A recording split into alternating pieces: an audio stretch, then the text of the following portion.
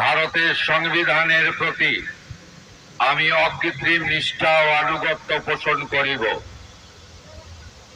আমি ভারতের সার্বভৌমত্ব ও অখণ্ডতা রক্ষা করিব।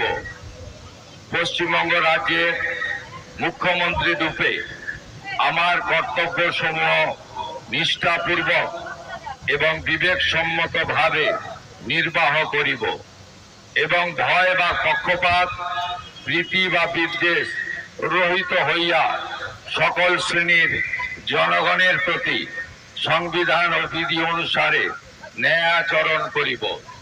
আমি শুভেন্দু অধিকারী ঈশ্বরের নামে শপথ করিতেছি যে পশ্চিমবঙ্গ রাজ্যের মুখ্যমন্ত্রী রূপে যে কোনো বিষয় যাহা আমার বিবেচনার জন্য আনিত হইবে বা আমি জ্ঞাত হইব, তাহা মুখ্যমন্ত্রী রূপে